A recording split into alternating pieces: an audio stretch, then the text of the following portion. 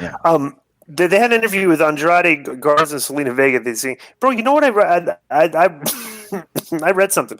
I didn't realize.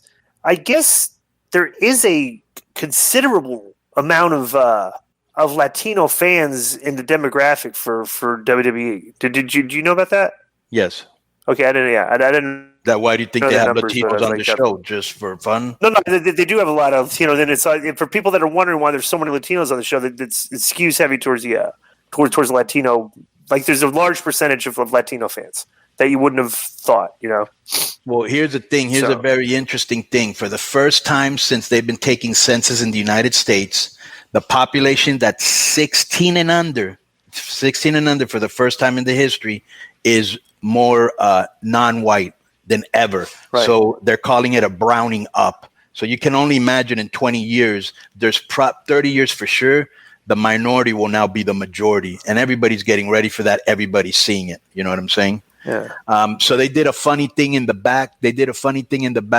The same thing, you know, Garza, very charming, very funny, trying to pick up the announcer, Charlie Caruso. And then this was totally stupid. For some reason, they think it's funny that, you know how they've been doing that thing where, you know, the two Viking Raiders, you know, girls always go, oh, you're cute and you're not. Yeah, right. Okay. So the Viking Raiders come up and they challenge him to a match, and Garza has a rose in his hand. He takes the rose out of Garza's hands and gives it to Charlie. She's like, oh, thank you. And she just stays there smitten by him. I'm like, bro, come on, dude. That was yeah. So anybody that gives you a rose, you're just like, fucking, let's go. You know what I'm saying? It's so like sophomoric. I mean, put some thought into this, man. Anyways, Go ahead. And poor Ron Killings, bro. I don't know when we're going to get to him, but they just kind of make him, he's my boy. I love him. We had him on the show, but they just have him for like stupid comedy with the ninjas. You know, he was, he again went backstage and he was confused because he thought he was going to, I think he thought he was going to wrestle Ric Flair, but they were trying to tell him, no, Ric Flair said you're going to wrestle Orton. And then he was asking the Tozawa guy to give him ninja lessons or kung fu lessons in the next 5 to 8 minutes. And then they did this thing where, now I did like this. We'll get to that in a second. Shayna Baszler, she came back, who I love her as a character. Well, no, first, look, you're way ahead. You're way ahead. Okay, so Garza, and then they did. So this is funny too. I think the Viking Raiders lost another match. So they're so those 6 weeks of vignettes. Like all that. Yeah. I mean, it's like, you know, all that vignette and character development. Yeah. Like, I have they gone over yet in any of the matches? Yeah, they have gone over. Yes. Yeah. Maybe when they were in a 6-man though, where somebody else like maybe I don't know. I think they're definitely not profits. Yeah. They definitely didn't come out of this with a push, but right. I sure should mention it. Okay, so then Ruby Riott and Peyton Royce and the Iconics and I don't know who Bianca Belair is. Belair. I didn't see it. I saw the very end of this. Is she any good? She's incredible. She is without a doubt going to be the face of the women's in a couple more years or 1, 2. She's up there with. She hasn't been in that long. Super athletic, super charismatic. For being in the business so little time, she gets it. I think she's like a former track star in Tennessee. I was looking the other day to see what her background, because she's very athletic and very strong, super charismatic, and she can go. She's a star without a doubt. All right, before you get to this next segment, I'm going to read the preamble that gets up to this next segment. Okay? Oh, when they're backstage? Okay, backstage, a confused R-Truth thought he'd been challenged to a match by Ric Flair. Right. Ricochet and Cedric Alexander explained to Truth that he had been challenged to a match by Flair on behalf of Randy Orton. Truth bumped into Akira Tozawa and told him he needed to teach him how to become a black belt in a matter of minutes. Tozawa told him no, then rolled him up. A referee showed up and made a 2 count. The ninjas showed up, but Ricochet and Alexander stood by Truth, who told Tozawa to meet him in the ring. Okay, so then this is where I started watching it. Right. Okay? And so R-Truth is in there with what happened to the Giant Ninja, by the way? Giant what? Didn't they have a Giant Ninja for a couple weeks? What happened to him? Yeah, I know. Yeah, right. Who knows? Right. That's coronavirus. the giant ninja's probably one of the people that got corona. I mean, seriously, why would you take him out of that group? He was like the whole feature of the group, right? Right. Yeah. So Florida's super infected, so it wouldn't surprise me. All those MMA fighters, yeah. So now this, I'm gonna say that like how ridiculous this was. That led to kind of like the future segment. So R-Truth is in the ring with the ninjas, and he's not like backing down. You know, I don't know, but then Shayna Baszler came out, and bro, these are ninjas, right? I mean, it's supposed to be ninjas, right? They look like just normal workers that had on like fucking Okay, right. And so Shayna Baszler, a female performer, beat up 3 ninjas, right? Okay. And then literally because she beat up the 3 ninjas who looked like just jobbers or jobbers. She made 2 guys roll out of the ring, and one guy out of the ring. And what was funny is one guy has to be wrestling Randy Orton later. Right, and one guy actually one guy said, "I'm out." I'm out. The Japanese guy said, "I'm out." And he rolled out. Then she turns around. Then she turns around, and Killings goes, "I'll see my way out," and he just walks out.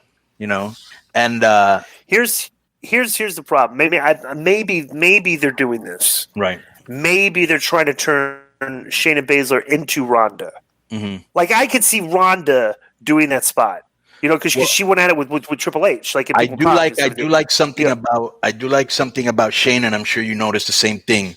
Shayna has way better presence than Ronda. She's way better on the microphone, even though they give her shit to say because she got into it, but the words were like bullshit. Right, yeah. But you know, she's very believable. You know what I'm saying? Yeah, she looks the part. Yeah, right. Yeah, she looks the part, right. But I'm still just like I'm going to say this too is like going the intergender route. It's like, you know, there's not a lot of. I don't think they're going to put it. Go ahead. I mean, I don't know, but my whole thing is that I think we have enough evidence that on American television that we have enough evidence that the intergender stuff, like the way they want to do, you know, like having these smaller girls competing with the guys, is just. I think it's a failed experiment. I don't think you can show where it's led to numbers. Well, you know, it's just like it's just. But bro, it's like it's not. Here's a problem. You know? Here's a problem. It's much like Mexican wrestling. When Mexican wrestling got the WCW, since nobody knew what it was or hadn't really seen it, they didn't know what to do with it. They didn't know how to book it properly. You know, they didn't understand who to put with who. I remember the first time I went to ECW, Paul Lee put me in with some American guy. I forgot his fucking name, and we had a terrible match. And I was like, bro, you need to bring me a lucha guy. He goes, don't you know how to wrestle American style? I go, no, just because I speak English, I was trained in Mexico. I don't know how to wrestle American style. So that's why the next time I came, he brought Ray and Park and all them. But then later what he did was he said, I'm going to have a match with you and Sandman because that was going to be a cane match. And I had, I'd had hardcore matches in Mexico. I'd never had a cane match, and you don't got to know how to do lucha to do that. So that's why he was always very smart when he did his shit like that. You know what I'm saying? Yeah. But it's the same thing with the intergender matches. Lucha Underground first brought it there, but Krista Joseph and those guys, they had seen it in Mexico, but they didn't know really how to book it either. And I remember there was one time they had a match. Imagine this, bro.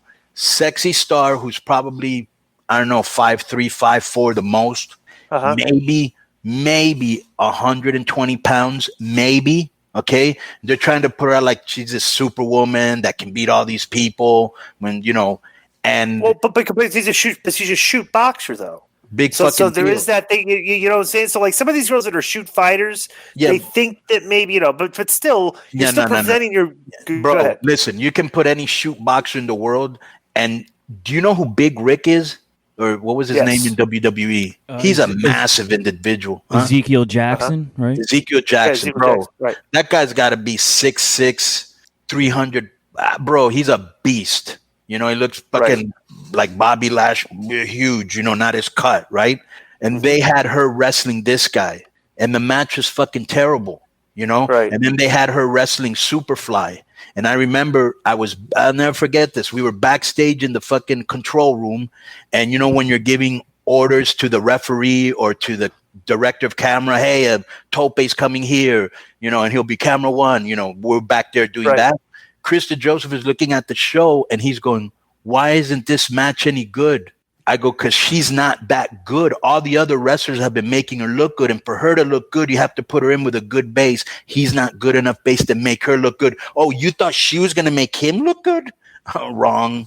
You know, she doesn't have that experience. They didn't know. They didn't know how to put together intergender matches. So, and neither do most places. If it's done right, bro, it's one of the best entertainment tools I have in Mexico. But I've been doing it for so long, I know who. Well, but that's the thing. It's been a part of the Mexican wrestling culture for a long time. Where it started. Here, it's just like all of a sudden. Here, it's like we started the women's revolution, social justice, and next thing you know, the woman's the champion, beating up Brian Cage. And I'm like, wait a second, that's not what we were trying to do. And their whole thing is and their whole thing is any woman can beat up any man, you know. And it's like, bro, that's not the way it works. You know, we use it for as unlogical as people say that Mexico is. Sometimes we use way more logic in that sense in Mexico, you know. There's no small girl is going to be beating up no big guy. This is suspension. You're just going to have a percentage of your fans that say that looks ridiculous, and they are going to change the channel. You're not going to have there's not a lot of girls that are channel surfers. You go, oh, let's watch this. They're not wrestling fans. Well, you know? it's almost like I don't know what market your target market you're trying to get here is. I don't understand that. It's almost like the thing that they did with when we were talking about Asuka, and you're like, oh, you said that Asuka isn't that good. I said, no, she isn't. She doesn't look physical enough when she goes against somebody as humongous as Nia Jax. How, you know, unless you're some buzz off, you know, Buzz Sawyer, Chris Benoit, Low-Key, you know, Kevin Sullivan. Remember, you know, they were short, but bro, they would fucking chop you down. Unless you got an ass kicker like that, you know, it doesn't look good. Right, exactly.